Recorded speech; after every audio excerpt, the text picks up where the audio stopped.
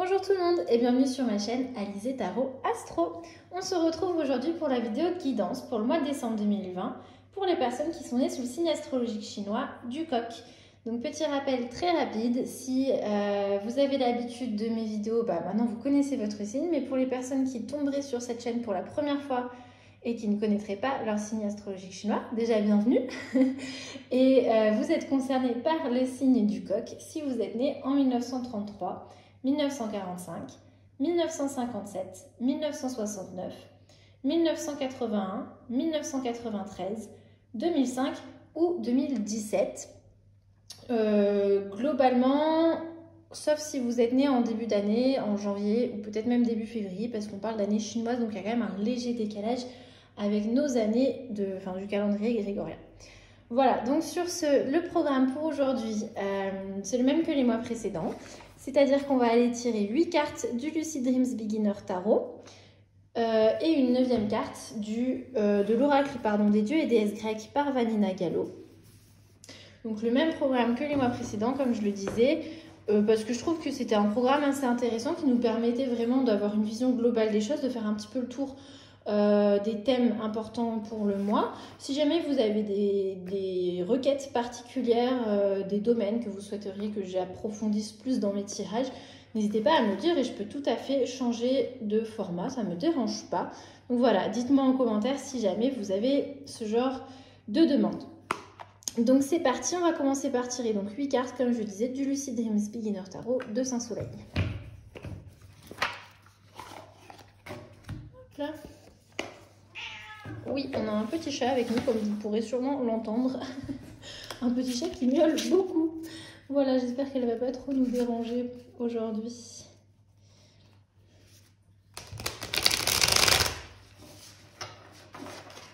Hop là.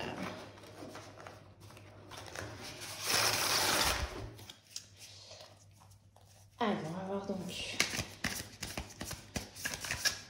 ce qui ressort.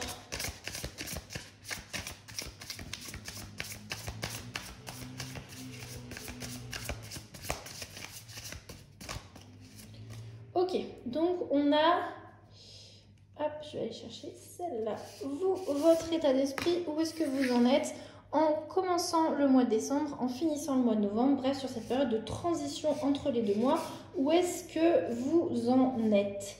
Et on va aller voir celle-ci, ah, je l'ai perdue, hop, c'était elle, qui va représenter votre thème global pour ce mois-ci. Oui.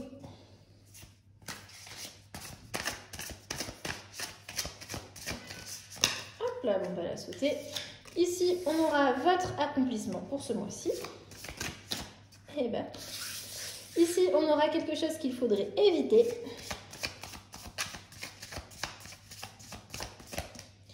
Et enfin ici, quelque chose que vous pourrez accueillir dans votre vie.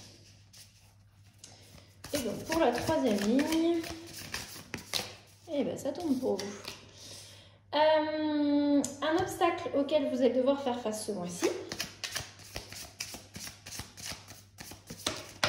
Oh là, hop, c'était celle-là qui était tombée.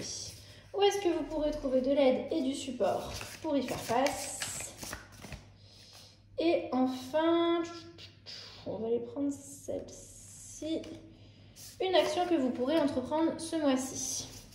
Allez, juste avant de me lancer dans le tirage, je vais juste ouvrir la fenêtre au chat. J'espère que ça ne fera pas trop de bruit par rapport au bruit de la rue, mais sinon j'ai peur qu'elle miaule trop. Oula oui. Oula. Voilà. Elle est un peu râleuse. Alors, du coup, c'est parti. On découvre tout ça ensemble. Donc, on commence avec vous, votre état d'esprit. Où est-ce que vous en êtes en débutant donc le mois de décembre 2020? On a le roi d'épée. Le roi d'épée vient nous parler d'une forme de clarté mentale, une forme de stabilité. Vraiment, le roi est un personnage qui est très stable dans ses appuis. Et son appui, en l'occurrence, c'est son mental, sa communication, sa parole, ses pensées. Il sait, voilà, il est très clair, il a les idées très très claires. Et il se tient à ses principes, à ses valeurs. Il est droit dans ses baskets. Donc voilà comment vous terminez a priori le mois de novembre, donc avec une certaine forme de stabilité vraiment que ce soit au niveau des communications, de la communication avec les autres, au niveau de vos idées, de vos pensées, de vos valeurs. Vous êtes droit dans vos baskets, donc ma foi, c'est un très bon début pour ce mois de décembre 2020. On va voir si le thème global pour votre mois est en lien ou pas du tout. Alors, écoutez, oui, oui, puisqu'on a l'empereur qui, donc arcane majeur, va venir justement représenter, encore une fois, la stabilité, les appuis. Avec l'empereur, on est sur les 4 piliers qui font tenir la maison, les 4 pieds qui font tenir la chaise. On est vraiment sur cette énergie très stable, de discipline, d'autorité, de stratégie, de planification, de structure, de stabilité. Bref, je pense que vous avez à peu près saisi l'image. Donc voilà votre thème global pour ce mois-ci. Ma foi, c'est très bien. Vous allez être tout à fait à l'aise, tout à fait stable ce mois-ci. Et donc, c'est une très bonne chose. Alors, on va aller regarder maintenant un accomplissement pour vous ce mois-ci. Et bien, c'est parfait. Regardez, on a l'as de bâton. Les bâtons nous parlent de feu, d'énergie, d'envie. Ces petites étincelles-là qui font démarrer justement les grands feux, c'est ça, l'as de bâton. L'as de bâton vient nous parler de nouveaux projets qui émergent comme ça d'un coup, de l'inspiration. Il n'est pas question de se lancer forcément concrètement dans quelque chose, mais en tout cas, c'est cette énergie-là, c'est cette motivation qui vient juste avant justement de se lancer dans un nouveau projet. On a un grand enthousiasme par rapport à quelque chose de nouveau qui va surgir pour vous ce mois-ci. Oui, petit chat, qu'est-ce qui se passe? Bon, je suis désolée, elle risque de râler un peu. C'est son caractère, faut pas lui en vouloir. Je vous rassure, elle est très bien traitée, pourtant. Alors, qu'est-ce qu'il va falloir éviter par contre ce mois-ci? Ok, on a le 3 d'épée. Le 3 d'épée qui vient nous parler des peines de cœur, que ce soit effectivement par rapport au domaine sentimental, amoureux, ou on peut recevoir des peines de cœur de notre famille. Enfin, je veux dire, on peut en subir de la part de membres de notre famille, ou par rapport à quelque chose de notre travail qui nous a particulièrement touché, particulièrement affecté. En tout cas, on est dans une énergie comme ça, un petit peu de dépression et de peine émotionnelle et mentale, en fait, surtout. On est vraiment dans quelque chose, une cage peut-être que l'on se construit soi-même. Je ne sais pas si vous saisissez ce que je veux dire par là. En tout cas, pourquoi elle ressort dans ce qu'il faut éviter? Parce que oui, a priori, si on peut éviter d'être déprimé, c'est mieux, on va pas se mentir. Peut-être que justement, c'est que dans votre tête. Enfin, bon, ça veut pas dire que ça n'existe pas, c'est pas parce que c'est que dans votre tête que c'est rien du tout. Voilà, je cherche pas à minimiser une peine possible que vous pourriez ressentir, mais en tout cas, peut-être que c'est purement mental et que... comment dire, et que c'est vous-même qui vous créez un petit peu cette idée-là. Je suis pas sûre de ce que j'avance. J'aimerais bien continuer à voir la suite du tirage pour voir un petit peu si on a des précisions par rapport à ça. Si on n'a pas de précision, j'irai tirer une autre carte par-dessus pour qu'on ait plus d'informations. On va aller voir ce que vous pouvez accueillir au contraire ce mois-ci. On a la reine de coupe. La reine de coupe nous parle justement de chaleur, de compassion, de prendre soin des autres, de nous-mêmes. On est dans cette énergie de guérison. Vraiment, quand je dis le soin, c'est, vous savez ce qu'on dit en anglais, le care. C'est à la fois du soin dans le sens soigner et à la fois du soin dans le sens je t'apporte une certaine attention, un certain support. Vous voyez ce que je veux dire? On est dans ces énergies-là avec la reine de coupe. Elle est très empathique, elle est vraiment dans la compassion. Et ça, vous pourrez l'accueillir. Alors, vous pourrez l'accueillir de votre part. Peut-être que vous allez ressentir des élans comme ça de compassion, d'empathie, d'avoir envie d'être là pour certaines personnes ce mois-ci et d'être vraiment...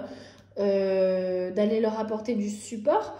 Peut-être que c'est quelqu'un d'autre qui va vous apporter cette énergie-là. Peut-être que la reine de coupe sera quelqu'un extérieur à vous qui va venir vous apporter ce genre de support et vous pourrez l'accueillir.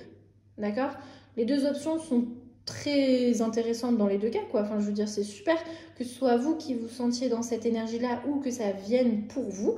Dans les deux cas, c'est génial. Vous pouvez effectivement l'accueillir sans hésiter, il n'y a pas de souci. Alors, quels sont les obstacles auxquels vous allez devoir faire face ce mois-ci? C'est cette carte-là qui m'intéresse, voir si on a des petites précisions par rapport à ça. On a le 7 de denier, d'accord. Le 7 de denier vient nous parler d'investissement sur le long terme, de persévérance, d'être vraiment, comment dire, d'en construire quelque chose petit à petit et avoir du mal du coup à visualiser. Il a failli sortir bizarrement celui-là. À visualiser le but final. Vous avez un petit peu peut-être perdu de vue la ligne d'arrivée, en fait, tout simplement parce que les choses prennent trop de temps. Et oui, oh là là. Et qu'est-ce que je voulais dire? C'est le chat. Le chat m'a déconcentré. Oui, je vais y arriver. Donc le 7 de denier, du coup, nous parlait d'avoir du mal à visualiser la ligne d'arrivée et à du coup perdre un petit peu en motivation, se sentir peut-être un petit peu perdu, être trop dans l'attente de résultats immédiats et du coup... Oh mais non, elle me grimpe dessus en plus. Alors attendez, vous savez ce que je vais faire? Je vais la mettre ici. Allez, viens avec nous faire le tirage. Voilà. Peut-être que comme ça... ça la calmera un petit peu. J'espère que tu ne vas pas se coucher sur les cartes et que vous verrez la suite. En tout cas, voilà. Il est question comme ça dans vos obstacles. On va y arriver, je suis désolée. De perdre de vue la ligne d'arrivée, d'avoir du mal à se rappeler ses objectifs, d'avoir l'impression de perdre du temps à faire des choses, alors qu'en fait, vous êtes en train de construire les choses petit à petit. Et effectivement, ça prend du temps, mais ce n'est pas de votre faute. Vous n'y pouvez rien, ce sont des raisons sûrement extérieures. C'est très probable en plus avec le contexte actuel, il y a beaucoup de choses qui prennent du retard dans tous les domaines. Donc c'est peut-être ça justement qui va vous mettre dans un état un petit peu déprimé. Peut-être que vous allez vous dire oh là là j'ai perdu ma motivation, j'arrive plus à savoir ce que je veux, oh là là, bon vous voyez ce que je veux dire. On va voir du coup tout de suite où est-ce que vous pouvez trouver du support et de l'aide par rapport à ça. On a le 2 de denier, donc les deniers qui reviennent. Cette fois-ci, le 2 de denier vient nous parler de savoir jongler entre nos priorités, de savoir faire des choix et de savoir prioriser. Ça y est, j'ai réussi à le dire du premier coup, c'est pas tout le temps. Et de savoir donc prioriser vos tâches pour justement vous sentir moins accablé par encore tout ce... Hop là, regardez, elle vient de renifler. Par toute cette montagne de choses qui restent encore à faire. Bon, voilà, vous avez un gros plan sur la mistinguette. Ça va? T'as pas trop l'impression de nous déranger? Je suis désolée, elle a pas fait ça avec les autres signes. Vous êtes les premiers les coqs. Mais regardez, elle vient se frotter à la caméra si c'est pas mignon. Voilà. Alors, du coup, le 2 de denier, donc, il nous parle de savoir prioriser, de savoir faire des choix pour justement pouvoir vous sentir moins accablé par toute cette montagne de choses que vous avez peut-être l'impression d'avoir encore besoin de faire. Alors attendez, oui c'est très mignon cacahuète, mais quand même il faut qu'on fasse... Oui, regarde, mets-toi à côté. Ah, bah fais tomber toutes mes cartes, ça marche aussi, c'est pas grave. Voilà. Donc, une action que vous pouvez entreprendre ce mois-ci, et après je vais reprendre un petit peu tout ça parce que ça a été un petit peu chaotique hein, ce tirage. Alors, une action que vous pouvez entreprendre, regardez, on a de nouveau une reine, et ben voilà, comme ça elle s'amuse avec les cartes. Vous avez de nouveau une reine, mais cette fois-ci on a la reine de denier qui vient donc clôturer cette ligne où on a eu que des deniers au final. La reine de denier vient nous parler d'avoir un esprit pratico-pratique. C'est un peu cette énergie, vous savez, de la mère au foyer qui doit gérer les choses au quotidien. Oui, ok, il faut que je fasse ça, je vais faire ci, je vais me préparer, ça, les courses, nanani, nanana. On est vraiment dans une énergie qui est très basée sur le pratique au quotidien, qui est certes chargée, d'accord, qui a beaucoup de charges à gérer, mais qui sait les gérer avec brio, même si parfois c'est fatigant, et qui sait faire des priorités et qui sait, en même temps qu'elle fait ça, se montrer très douce, d'accord. Elle est la reine de denier, elle n'est pas, comment dire, elle fait pas ça de manière très austère et très sévère, elle le fait avec beaucoup d'amour, beaucoup d'empathie pour les personnes qui l'entourent, elle le fait avec plaisir, c'est son choix d'être dans cette position-là. Donc si je reprends un petit peu tout ça, On a pour vous, en début de mois, une stabilité d'un point de vue mental, d'un point de vue de ce que vous voulez. Cette stabilité va vaciller à un moment puisqu'on a le 3 d'épée qui vient pas dans les obstacles mais qui vient dans ce que vous devriez éviter. La différence entre les deux est subtile. Ce qu'il faudrait éviter, ça veut dire que c'est en votre pouvoir d'y faire attention. Les obstacles, un peu moins. D'accord? Vous pouvez toujours évidemment agir dessus. De toute façon, quoi qu'il en soit, on a toujours notre libre arbitre. Mais ça risque d'être plus difficile, c'est peut-être des choses plus extérieures à vous. Alors que ce qu'il faut éviter, a priori, vous avez quand même un certain degré de pouvoir là-dessus. Donc cette stabilité mentale va peut-être vaciller à un moment. Vous allez peut-être avoir une petite phase dépressive. Je la sens pas très longue, cette phase-là. C'est peut-être quoi, l'histoire d'un jour ou deux. Mais je vous dis pas que vous allez tomber dans une dépression nerveuse ce mois-ci du tout, d'accord? Mais on a voilà, une petite déprime passagère, la petite déprime hivernale peut-être, puisqu'après tout en décembre on va passer en hiver. C'est peut-être ça aussi, peut-être que c'est de ne pas pouvoir passer les fêtes de fin d'année avec les personnes que vous voudriez. En tout cas voilà, il y a une petite déprime passagère qui va passer, mais rien de a priori catastrophique ni figé sur le long terme. On a pour vous en thème global ce mois-ci l'empereur qui est stable dans ses appuis et qui se laisse quand même pas facilement bousculer. Allez, après le char, on a l'ambulance qui passe. C'est un festival pour vous, hein, je suis désolée. Dans les choses un petit peu compliquées, puisqu'on était là-dedans. On a donc le 7 de denier qui vient nous parler d'avoir des difficultés à planifier les choses sur long terme, de perdre un petit peu, de perdre haleine et de se dire « Oh là là, j'y arriverai pas, c'est trop long, c'est trop dur, je vois plus le bout, quoi. Je vois plus la lumière au bout du tunnel. » Et à côté de ça, pour vous aider, on a le 2 de denier qui dit « Mais si, mais bon, au bout d'un moment, il va falloir prioriser, faire des choix. Oui, ça, on peut pas le faire tout de suite, et ben on le met de côté. Hop, on s'organise, on fait ci, on fait ça. » Et effectivement, dans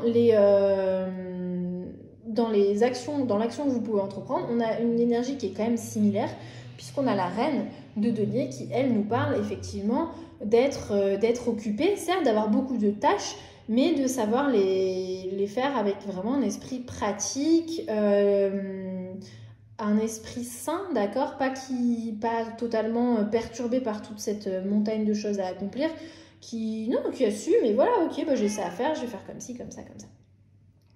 Et enfin, je vais finir sur celle-là parce que c'est quand même la chose la plus positive au final, donc moi j'aime bien finir sur du positif. On a en accomplissement pour vous ce mois-ci des nouvelles idées, des nouvelles envies qui vont émerger et qui vont vraiment vous inspirer. Voilà pour la partie générale du tirage. Je suis désolée, elle fait pas ça d'habitude. Je sais pas ce qu'il y a. Qu'est-ce que je peux faire pour toi? Est-ce que je peux finir 5 minutes? Et après je suis toute à toi? Merci. Alors, donc deuxième partie de tirage, on va aller tirer une carte oracle, comme j'ai pu le faire dans mes tirages précédents. Donc une carte pour chaque élément. Donc il y a 5 éléments en astrologie chinoise, ça nous fera 5 cartes différentes. Rapidement, cette histoire d'éléments, qu'est-ce que c'est? En astrologie chinoise, selon l'année à laquelle vous êtes né, vous pouvez très bien être coq de bois, coq de feu, etc. puisque les éléments reviennent par cycle de 60 ans pour chaque signe. Et donc forcément, ça apporte des petites personnalisations à juste votre signe. Un peu comme l'ascendant pourrait le faire en astrologie occidentale.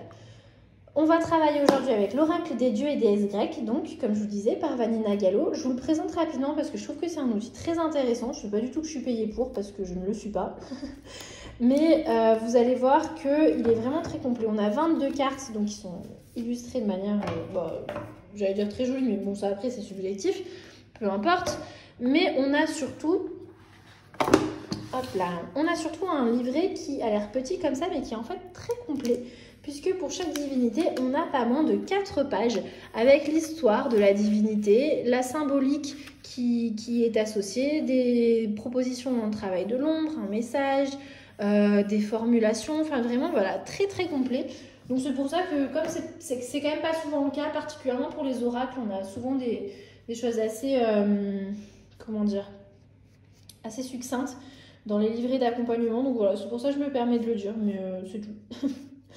Du coup, pour chaque signe, comme d'habitude, pour chaque élément, comme d'habitude, je vais préciser les années qui sont concernées et on va aller voir tout ça en commençant avec le coq d'eau. Donc il s'agira des personnes qui sont nées en 1933 ou 1993. Donc élément de l'eau, 1933 ou 1993.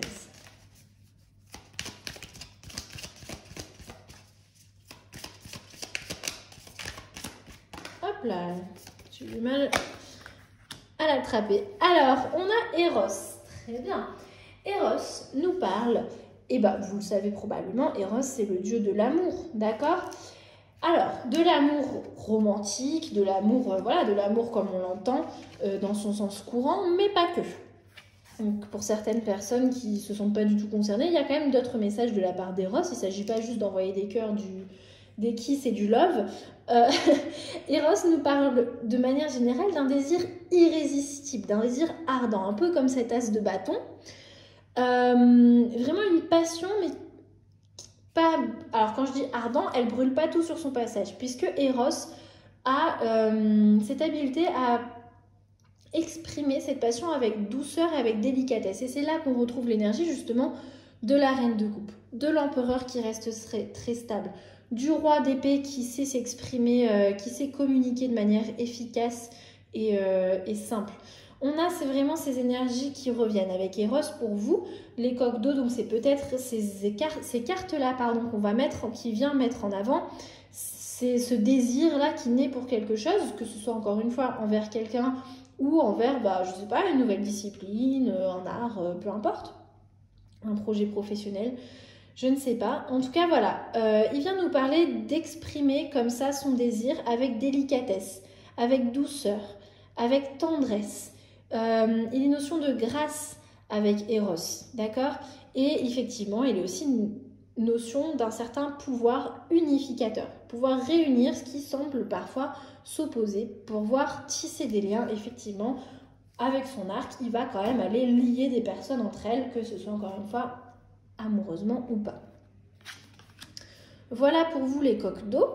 On va maintenant aller voir du côté des coques de bois. Il s'agit des personnes qui sont nées en 1945 ou 2005.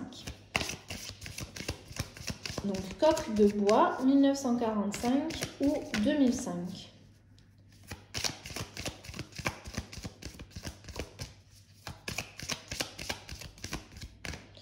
Hop là. Ok, très bien, on a Hadès. Hadès, vous le connaissez sûrement aussi, on est sur des dieux relativement connus depuis tout à l'heure. Hadès, donc dieu des enfers. Vous avez remarqué peut-être que Eros avait été associé au nombre 6, comme l'amoureux du tarot. Hadès a été associé au nombre 13, et à mon avis, c'est pas un hasard non plus, puisque le 13 fait référence à la mort au tarot, ou en tout cas à l'arcane son nom, au tarot de Marseille.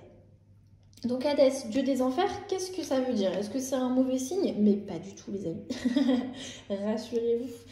Hadès vient, je vous la montre de plus près, vient nous parler de gouverner sur le royaume de l'ombre. Qu'est-ce que ça veut dire que ça? Ça paraît un peu ésotérique, étrange. Il est question d'aller se reconnecter à son intuition.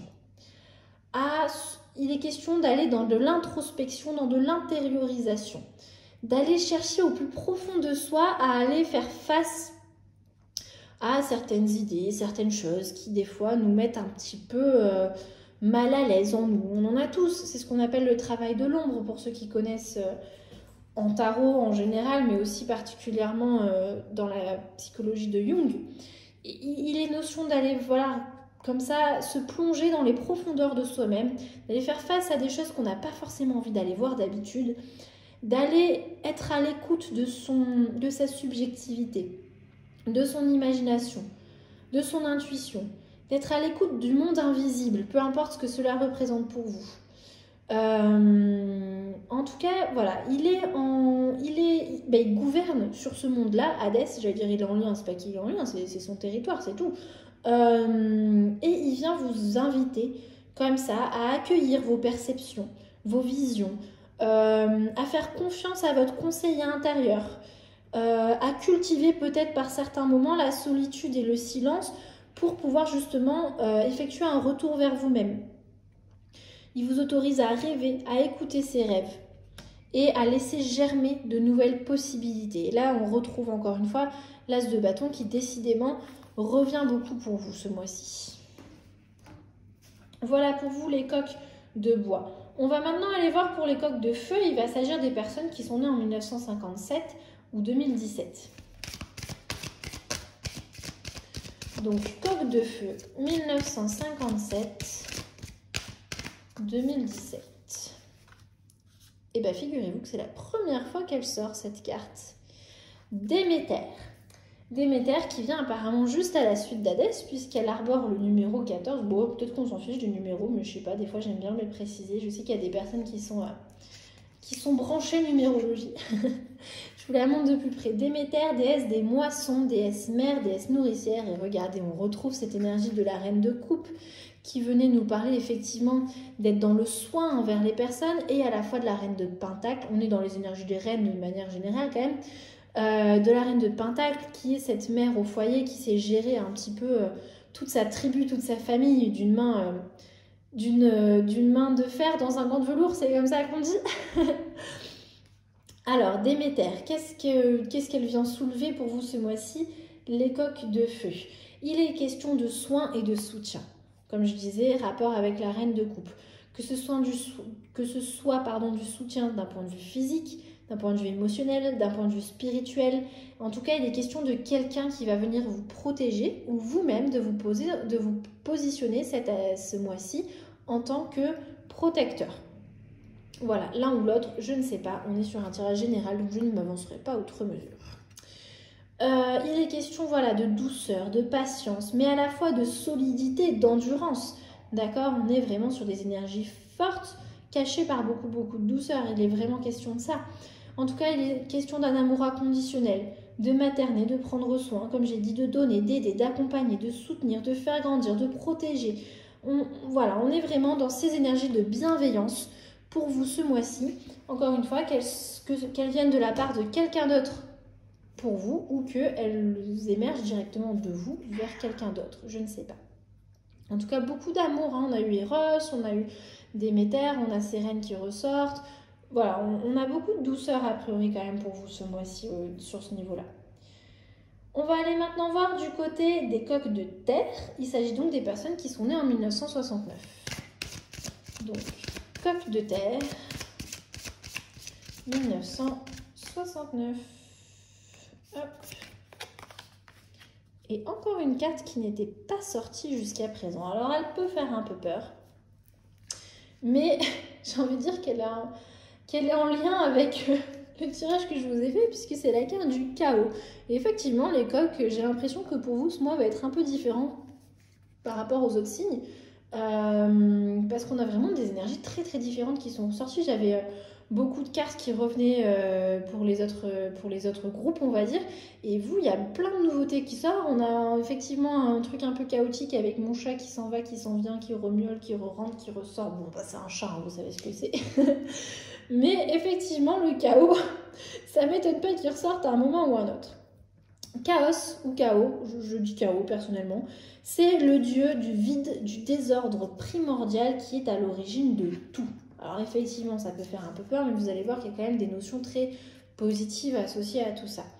Avec chaos, on est dans une notion d'être malléable, de savoir être préparé à tout, d'être ouvert à l'indéfini, à l'indéterminé. On voit que ça va être difficile pour vous ce mois-ci, et donc peut-être qu'il vient justement vous rappelez que vous avez cette capacité en vous. Oui, il y a de l'indéterminé, il y a de l'imprévu, il y a des choses qui sont dures à planifier. Oui, il y a beaucoup d'expectatives de votre part. Mais en tout cas, Chaos vient nous parler d'avoir la foi, d'avoir de l'espérance, d'être ouvert à ce qui se présente à vous. Parce que vous êtes quelqu'un de très malléable, pas dans le sens où n'importe qui peut faire de vous ce que vous voulez, mais dans le sens où vous saurez vous adapter. D'accord? Et effectivement, ça nous fait penser à ce 2 de denier qui savait jongler avec les choses de la vie qui se présentent à lui. Chaos vous invite à aller traverser une petite période de vide à un moment ce mois-ci. Et on retrouve là le 3 d'épée.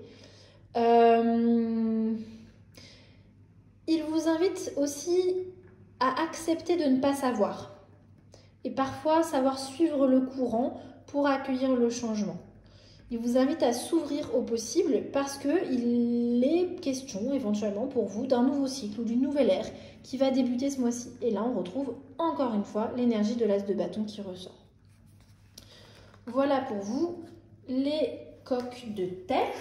Et donc, on va finir avec les coques d'or ou de métal. Et donc, il s'agit des personnes qui sont nées en 1981. Donc, 1981, coque d'or ou de métal.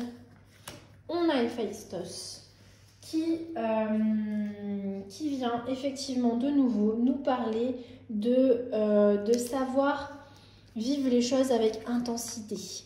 Hein, comme on avait pu l'avoir avec Eros, comme on a le feu qui ressort et qui, voilà, je vous l'avais dit, avec l'as de bâton, il y a aussi notion de feu, d'envie puissante comme ça. Héphaïstos est effectivement le dieu de la forge, le dieu, comment je pourrais dire, le dieu des artisans. On va dire ça comme ça, puisque c'est un personnage qui sait mettre tout son cœur à l'ouvrage, et pas que son cœur, son esprit, ses mains, ses 5 sens, son intuition, tout. Il est entièrement dédié à une tâche, peu importe celle-ci. Et quand je dis qu'il est entièrement dédié, voilà, il a le sens du détail, le sens de l'excellence, il ne laisse rien au hasard. Et pourquoi est-ce qu'il se plonge entièrement comme ça dans cette tâche, avec autant de résilience? Parce que ça a pour lui ça va lui permettre de guérir de quelque chose. De donner un sens profond à son travail va lui permettre dans un certain sens de se réparer lui-même, de réparer quelque chose en lui, une petite faille qui en avait besoin. Héphaïstos vous invite à écouter votre inspiration, à reconnaître surtout votre créativité et en faire quelque chose. Ne pas juste la reconnaître et dire « Ah, c'est cool !» Non, non, allez-y, faites ce qu'elle vous invite à faire, cette créativité. Il vous autorise à vous donner du temps, de l'espace et des moyens pour vous exprimer, pour exprimer des choses qui parfois sont un peu enfouies. Et il encourage beaucoup, Héphaïstos, les activités qui apportent du sens, de l'introspection. Pour certains, ça va être d'aller courir, pour d'autres, ça va être de tricoter. Peu importe, vous faites ce que bon vous semble, mais il vous encourage en tout cas à le faire. Voilà pour les coques d'or ou de métal. Et de toute façon, c'est là-dessus qu'on va conclure, puisque c'était notre 5e carte. Je vous remercie d'avoir regardé cette vidéo jusqu'au bout. Si vous avez des suggestions, des questions, des besoins d'avoir plus de détails sur tel ou tel aspect, n'hésitez pas à discuter de tout ça dans la partie commentaires. Je lirai, je suis là, ne vous inquiétez pas, donc faut pas hésiter. Et si les aimez le cœur vous ont dit, vous pouvez soutenir mon travail en vous abonnant, en mettant un pouce, en commentant, en partageant, en parlant de cette chaîne peut-être à des personnes autour de vous que ça pourrait intéresser. Et voilà, je vous remercie encore une fois d'avoir regardé jusqu'au bout. Je m'excuse, je vous prie de bien vouloir m'excuser pour l'attitude de mon chat qui a fait un petit caprice. Mais bon, voilà, vous savez, les chats c'est comme ça, on leur en veut pas. Et je vous dis à une prochaine, j'espère. Salut!